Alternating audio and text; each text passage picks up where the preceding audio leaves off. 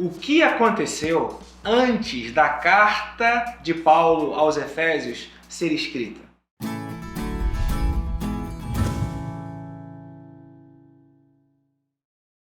Olá, meu nome é Marconi, sou pastor do Ministério Palavra da Verdade e quero convidar você a participar do Comentando a Palavra. Hoje, nesta sessão de número 4, nós queremos apresentar a você um contexto que tem a ver com o pano de fundo das coisas que aconteceram e que por fim culminaram na escrita do apóstolo Paulo à igreja que estava ali em Éfeso e nos arredores. Bom, antes da carta de Efésios ser escrita, uma igreja foi fundada lá em Éfeso. Antes da igreja ser fundada em Éfeso, aconteceu um monte de coisas que levaram aquela igreja a existir e a ser fundada. Então isso revela o quanto Deus está no controle de toda a história, porque a sucessão de fatos, ela trouxe o ápice desses fatos, ou o resultado de tudo isso foi que a vontade de Deus foi estabelecida e foi cumprida. Então, eu quero dizer isso porque, com certeza, Deus, que é o dono da história, é o dono da história das nossas vidas. E sejam lá quais os fatos que estejam acontecendo na sua vida, creia, eles vão colaborar para o plano de Deus na sua vida.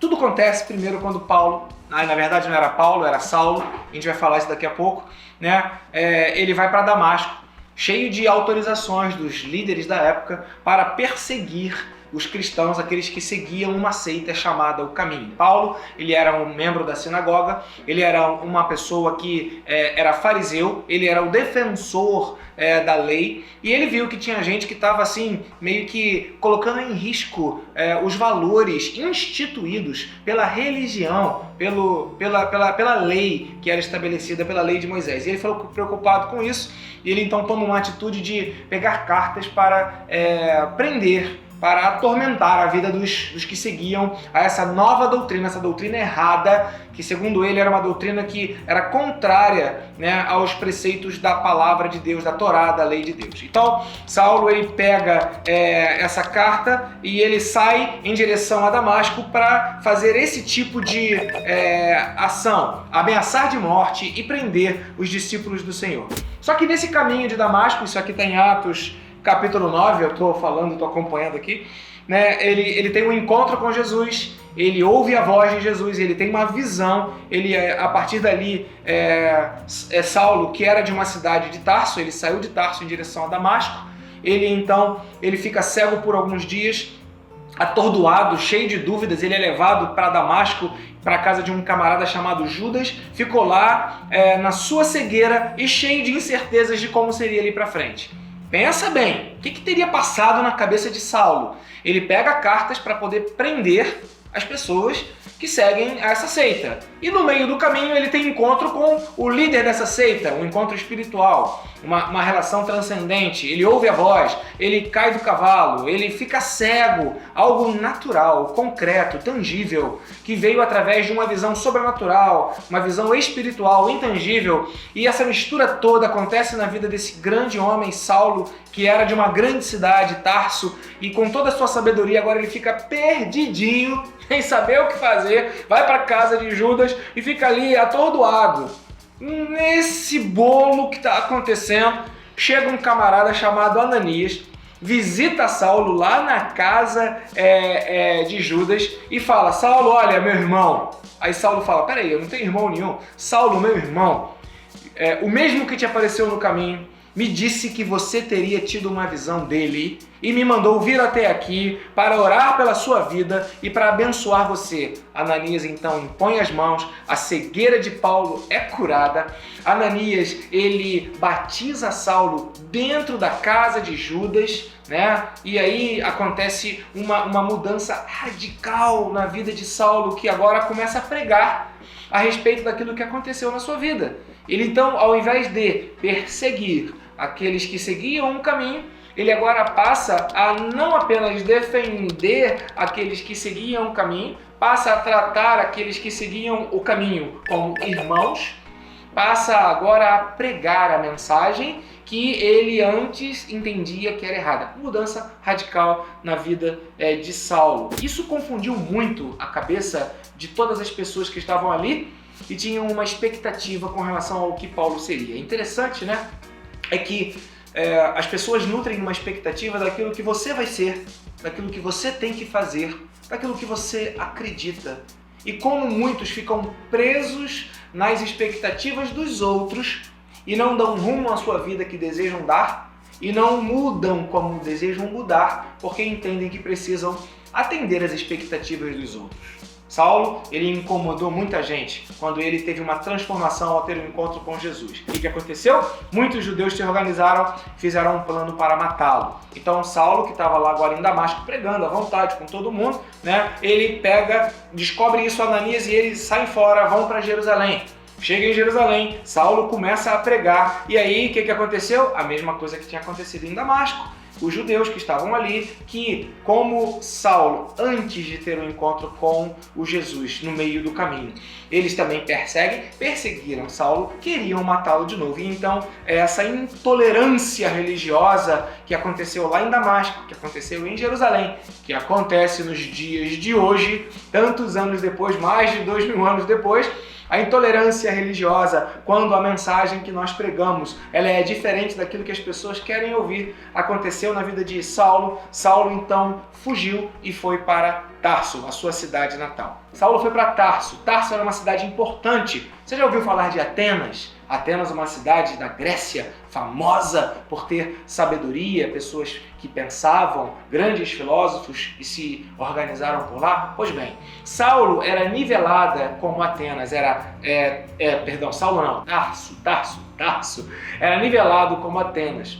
Tinha Tarso, Atenas e Alexandria, né? Que Alexandria tem até aquela biblioteca famosa. Então veja, Saulo era uma cidade espetacular, né? Considerado um dos 3 maiores centros intelectuais do mundo antigo, ao lado de Atenas e de Alexandria. Tarso era importante por diversos aspectos.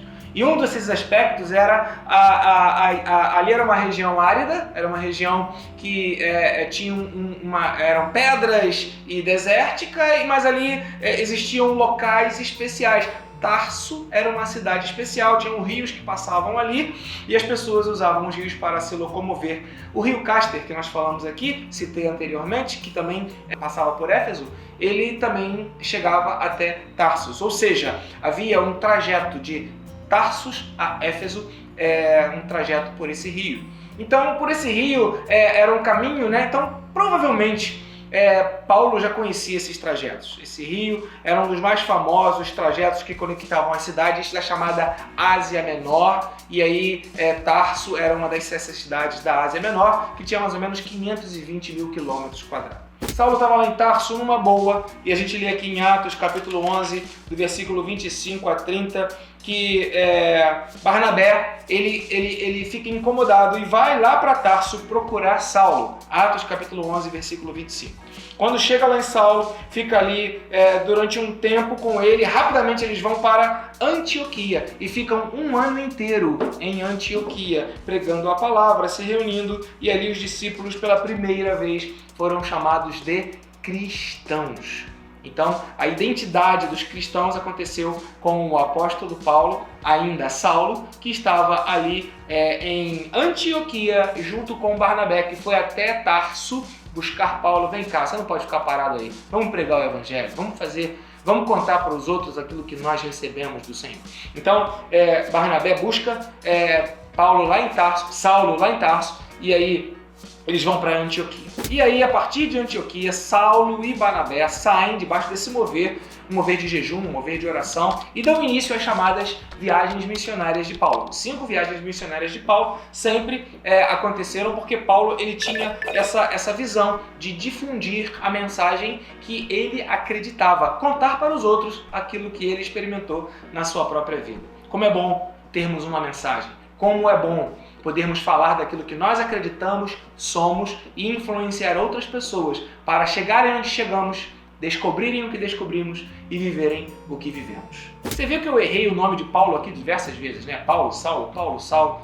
E aí eu fui fazer uma pesquisa rápida sobre onde é que está essa mudança do nome de Paulo para Saulo. E eu fiquei surpreso, não tem nenhum lugar na Bíblia isso. Nenhum lugar. Em nenhum lugar você vê a mudança do nome de Paulo para Saulo. Não tem. Na verdade, Saulo é um nome que tem um significado bíblico muito interessante. Aquele que foi gerado através das orações. Alguma coisa nesse sentido, né? E Saulo era uma identidade que era mais ligada à experiência anterior de Saulo lá em Tarso, ligado à sabedoria, ligado ao farisaísmo, ligado a toda a sua estrutura de conhecimento que ele tinha. Quando ele muda para o caminho, ele entende que precisa ser reconhecido com uma nova identidade. Ele mudou. O que muda precisa ter um novo nome.